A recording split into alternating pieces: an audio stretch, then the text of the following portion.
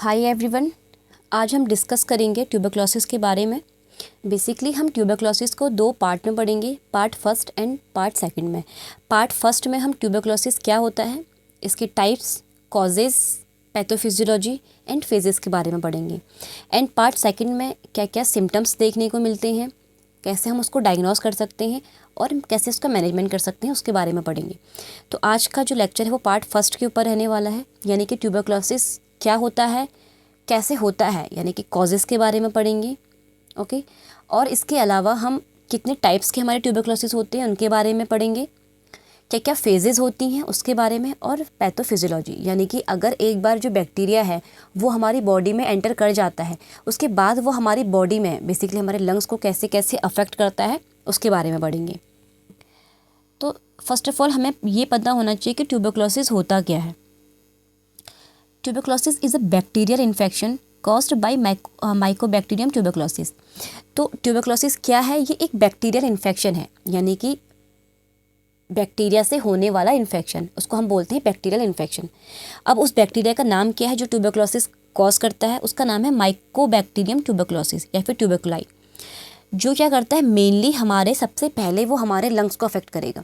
अगर ट्यूबरक्लोसिस का बैक्टीरिया हमारे बॉडी के अंदर एंटर करता है तो बेसिकली वो सबसे पहले हमारे लंग्स को अफेक्ट करेगा, देन उसके बाद वो हमारे बॉडी के अदर पार्ट्स को अफेक्ट करेगा and can also affect any part of the body. उसके बाद वो हमारी बॉडी के किसी भी पार्ट को अफेक्ट कर सकता है, लेकिन सबसे पहले वो हमारे बॉडी के हमारे लंग्स को अफेक्ट करेगा, राइट। देन उसके बाद जो ट्यूबरक्लोसिस है वो क्या है, वो एक कम्युनिकेबल डिजीज़ है। अब कम्युनिकेबल डिजीज़ क्या है, यानी कि जो वन पर्सन से अनदर पर्सन ट्रांसमिट हो सकती है, जो एक पर्सन से दूसरे पर्सन में फैल सकती है, उसको हम बोलते हैं कम्युनिकेबल डिजीज़। तो ट्यूबरक्लोसिस क्या है, ये एक कम्युनिकेबल डिजीज़ है। और कैसे फैलती है, ड्रॉपलेट इन्फेक्शन से, ठीक है।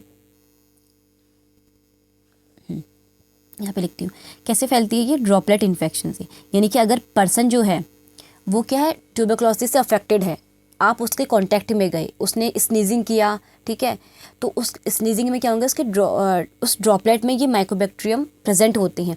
और अगर उसी स्नीज को आपने क्या कर लिया, अब अगर वो आपके रेस्पिरेटरी ट्रैक्ट में चले गया तो वो आपको भी ट्यूबरक्लोसिस कॉज करता है, ठीक है। तो इसीलिए ये कम्युनिकेबल डिजीज़ है जो किससे होती है, ड्रॉपलेट इन्फेक्शन से बेसिकली ये ट्रांसमिट होती हैं, राइट। उसके बाद थोड़ा बहुत हम माइकोबैक्टीरियम ट्यूबरक्लोसिस के बारे में पढ़ेंगे कि ये जो बैक्टीरिया है, ये बैक्टीरिया का शेप कैसा होता है।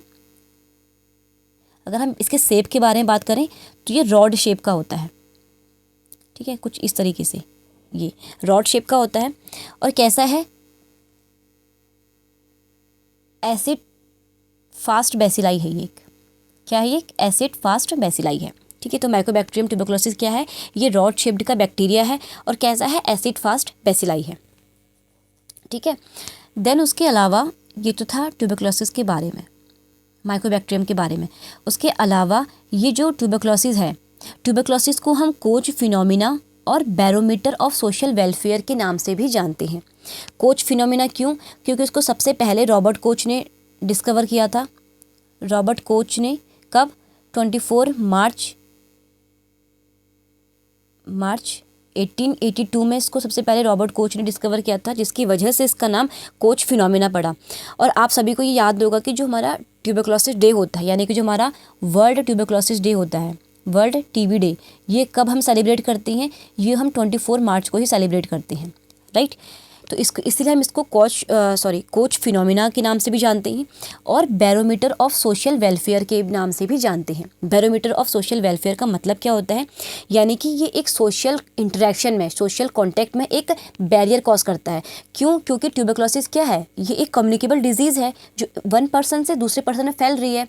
तो अगर कोई कम्युनिकेबल डिजीज़ है तो इट मीन्स कि आप उस पर्सन के साथ कॉन्टैक्ट नहीं कर सकते हैं, क्लोज कॉन्टैक्ट नहीं कर सकते हैं, ठीक है। तो इसीलिए हम इसको बैरोमीटर ऑफ सोशल वेलफेयर के नाम से भी जानते हैं ट्यूबरक्लोसिस को।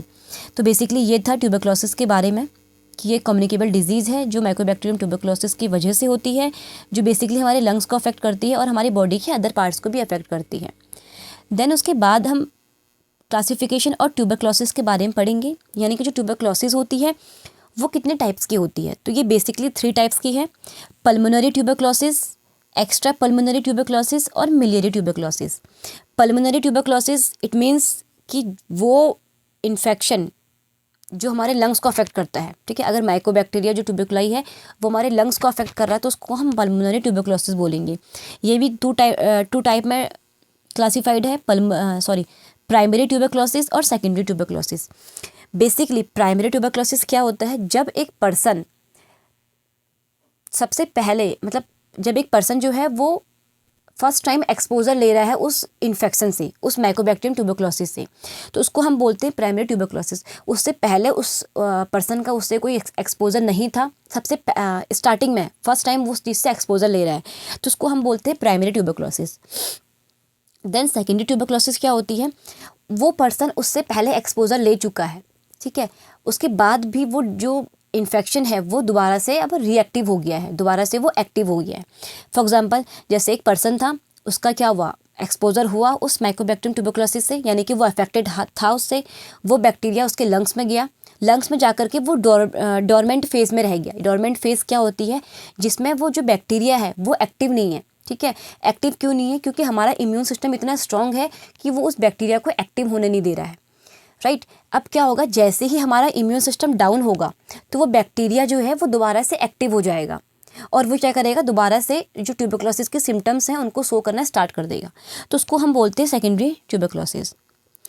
उसके बाद extra pulmonary tuberculosis. Extra pulmonary tuberculosis क्या होता है, बेसिकली जब ट्यूबरकुलोसिस हमारे लंग्स को अफेक्ट ना करके हमारे बॉडी के अदर पार्ट को अफेक्ट करे तो उसको हम बोलते हैं एक्स्ट्रा पल्मोनरी ट्यूबरकुलोसिस।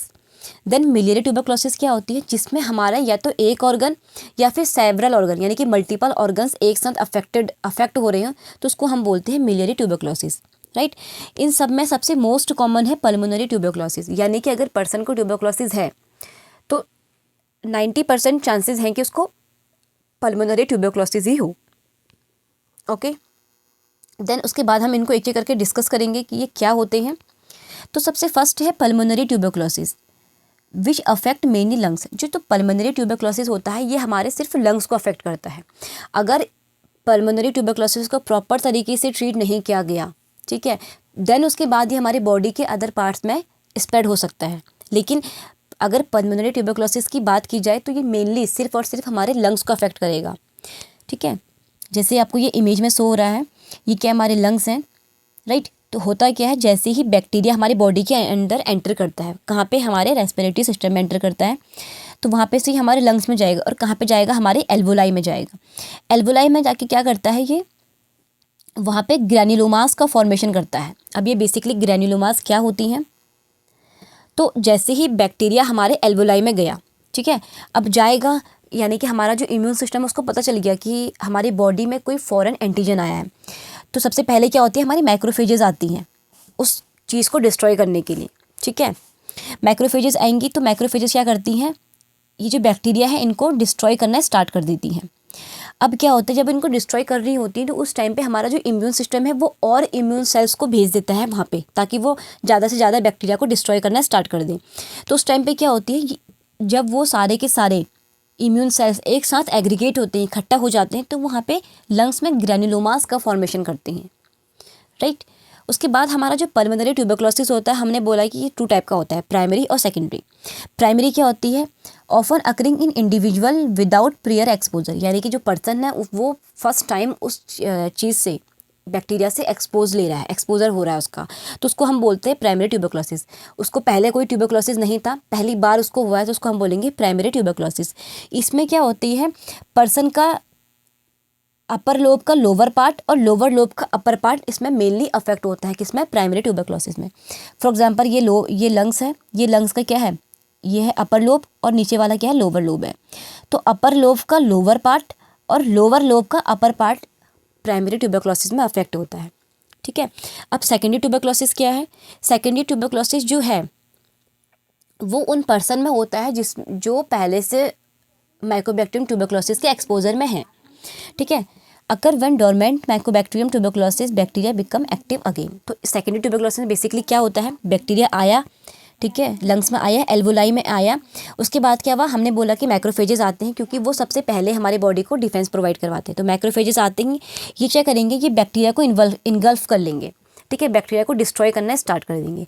अब ये मैक्रोफेजेस क्या करते हैं, बहुत मतलब कुछ तो बैक्टीरिया को ये मार देती हैं, डिस्ट्रॉय कर देती हैं, लेकिन कुछ बैक्टीरिया जो होती हैं वो मैक्रोफेजेस के अंदर ही लेटेंट फेज़ में यानी कि डोरमेंट फेज़ में रह जाती हैं। होता क्या है कि इस टाइम पे क्या होता है, हमारा इम्यून सिस्टम बहुत स्ट्रांग होता है, तो वो क्या करता है, उन बैक्टीरिया को मार तो नहीं पाता, ठीक है, लेकिन उनको स्प्रेड भी नहीं होने देता है। इसीलिए जो ये बैक्टीरिया होते हैं ये हमारे लेटेंट फेज़ में रह जाते हैं। अब जैसे ही हमारा इम्यून सिस्टम दोबारा से डाउन होगा, ठीक है, दोबारा से वीक होगा, तो ये बैक्टीरिया क्या होंगे, दोबारा से एक्टिव हो जाएंगे। ये बैक्टीरिया इन मैक्रोफेजेस से बाहर निकल करके दोबारा से एक्टिव हो जाएंगे। इसी को हम बोलते हैं सेकेंडरी ट्यूबरक्लोसिस, राइट। उसके बाद हम बात करेंगे एक्स्ट्रा पल्मोनरी ट्यूबरक्लोसिस के बारे में। तो infection of tuberculosis other than lungs, अगर जो ट्यूबरक्लोसिस है अगर वो हमारे लंग्स को छोड़ करके हमारे बॉडी के अदर पार्ट को अफेक्ट कर रहा है तो उसको हम बोलते हैं एक्स्ट्रा पल्मोनरी ट्यूबरक्लोसिस। अगर हमारे लंग्स में नहीं है तो सबसे पहले ये कहाँ पे होगा, हमारे लिम्फ नोड में होगा। मोस्ट कॉमन सबसे फर्स्ट ये लिम्फ नोड में होगा, उसके बाद प्लूरा में हो सकता है, बोन में हो सकता है। बोन में भी कहाँ पे होगा, हमारे स्पाइन में होगा, ठीक है। एक मिनट ना, ये तो दिख ही नहीं रहा, wait.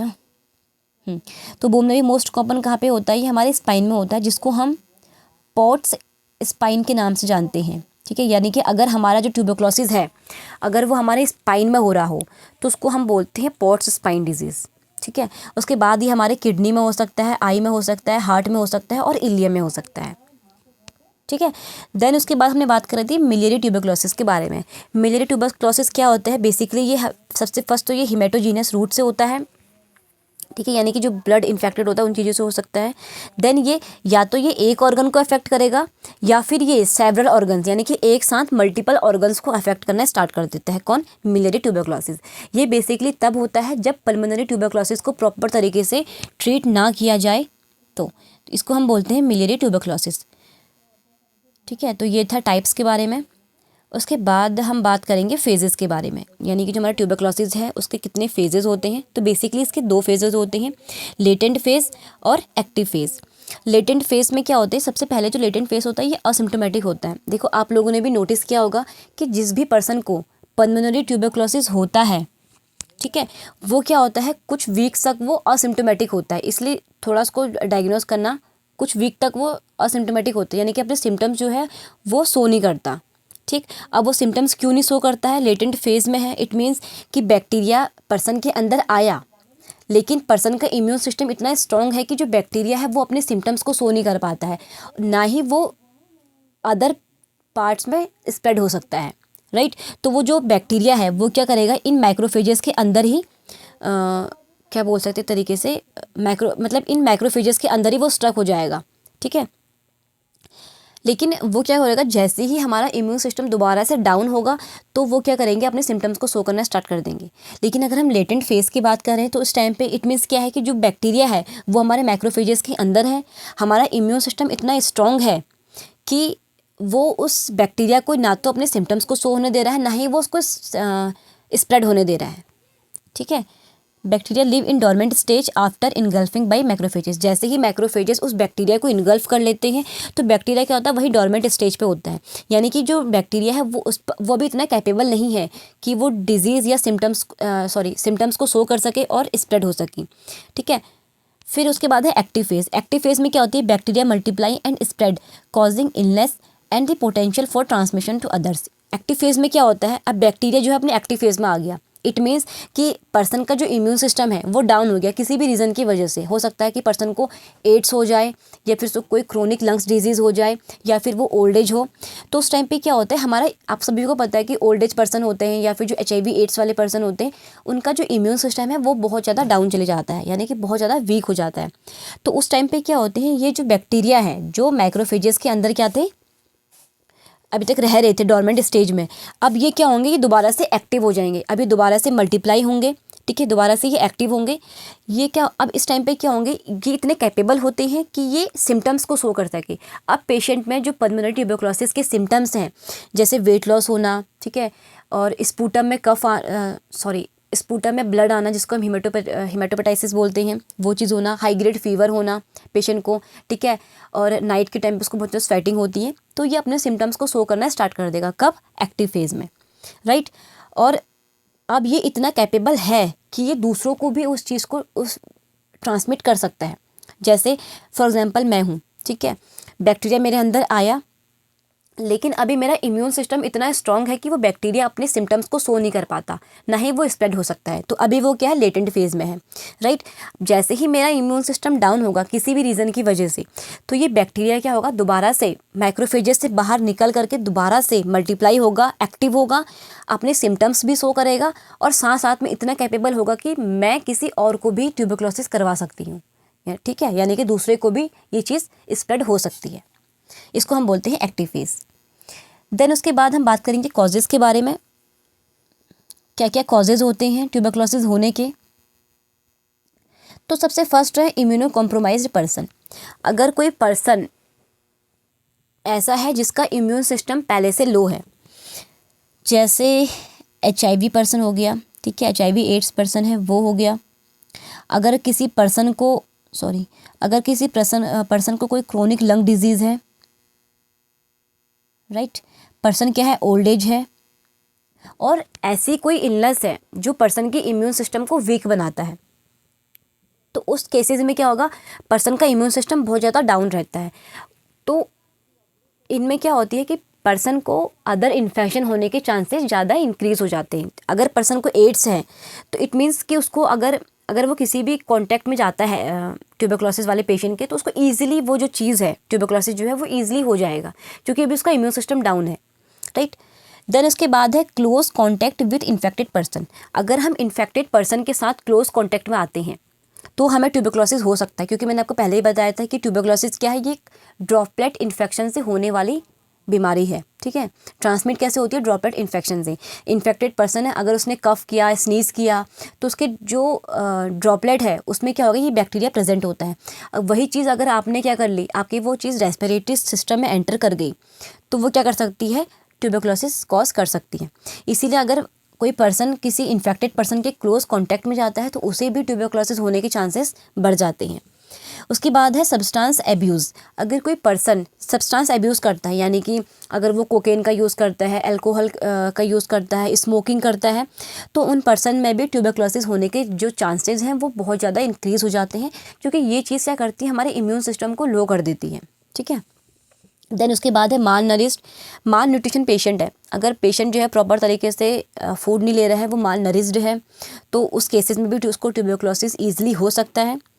Living in crowded area. अगर कोई पर्सन है वो क्राउडेड एरिया में रह रहा है, ठीक है, तो वहाँ पे भी ट्यूबरक्लोसिस होने के चांसेस बढ़ जाते हैं, क्योंकि ट्यूबरक्लोसिस एक कम्युनिकेबल डिजीज़ है, एक पर्सन से दूसरे पर्सन में फैलने वाली बीमारी है, ठीक। हाँ, एक चीज़ और मैं आपको बताना भूल गई कि जो मिलियरी टीबी होती है, ठीक है, मिलियरी टीबी होती है, ये कम्युनिकेबल नहीं होती है, यानी कि अगर किसी को मिलियरी टीबी है तो वो दूसरे पर्सन में नहीं फैलती है, राइट। तो ये कुछ कॉजेज़ थे ट्यूबरक्लोसिस होने के। जैसे सबसे पहला था इम्यूनो कॉम्प्रोमाइज्ड पर्सन है, अगर किसी पर्सन का इम्यूनिटी बहुत ज़्यादा वीक है, अगर कोई पर्सन इन्फेक्टेड पर्सन के क्लोज कॉन्टैक्ट में आ रहा है, अगर कोई पर्सन सब्सटेंस एब्यूज़ करता है, माल नरिश्ड है, क्राउडेड एरिया में रह रहा है, तो उसको ये चीज़ें हो सकती हैं। उसके बाद हम लास्ट बात करेंगे पैथोफिजियोलॉजी के बारे में, यानी कि जो ट्यूबरक्लोसिस है वो कैसे कैसे हो रहा है उसके बारे में हम बात करेंगे। तो सबसे फर्स्ट है किसी भी इटियोलॉजिकल फैक्टर की वजह से, जो भी हमने इटियोलॉजिकल फैक्टर अभी पढ़े, ठीक है, किसी भी रीज़न की वजह से पेशेंट में जो बैक्टीरिया है वो एंटर हुआ। बैक्टीरिया कहाँ एंटर हुआ, रेस्पिरेटरी सिस्टम में, मेनली कहाँ पे, एल्वोलाई में, ठीक है। कोई भी रीज़न है, चाहे पर्सन किसी के साथ क्लोज कांटेक्ट में आया हो, चाहे पर्सन का इम्यून सिस्टम लो हो, उसकी वजह से उसे ट्यूबरक्लोसिस हो रहा हो, तो कोई भी रीज़न है, लेकिन लास्ट में क्या है, जो बैक्टीरिया है वो पर्सन के अंदर एंटर कर चुका है, उसके रेस्पिरेटरी सिस्टम में, एल्वोलाई में एंटर कर चुका है। अब वहाँ पे अगर बैक्टीरिया एंटर करेगा तो क्या होगा, मल्टीप्लिकेशन ऑफ बैक्टीरिया। जो बैक्टीरिया है वो मल्टीपल तो डिवाइड होंगी, पहले वो अपनी संख्या बढ़ाएंगे, ठीक है, जो उनका नंबर है पहले वो उसको इंक्रीज़ करेंगे, ताकि वो ज़्यादा से ज़्यादा डिजीज़ को कॉज कर सके, ज़्यादा से ज़्यादा अपने सिम्टम्स को शो कर सके, इसलिए वो मल्टीप्लाई करेंगे। And microphages destroy bacteria. अब जब वो अपने बैक्टीरिया को जब वो अपने नंबर्स को इंक्रीज़ कर रहे होंगे तो जो हमारी बॉडी है उसको पता चल जाता है कि हमारे बॉडी की जो हमारा इम्यून सिस्टम है उसको बेसिकली पता चल जाता है कि हमारी बॉडी के अंदर कोई फॉरेन एंटीजन आया है, ठीक है।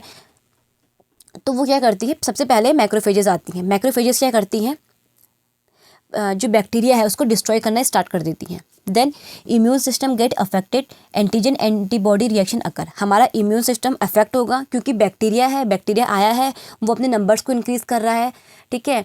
अगर हमारा इम्यून सिस्टम लो है तो वो हो सकता है कि वो अपने सिम्टम्स को भी शो करें, इसीलिए क्या होगा, हमारा इम्यून सिस्टम भी अफेक्टेड होगा।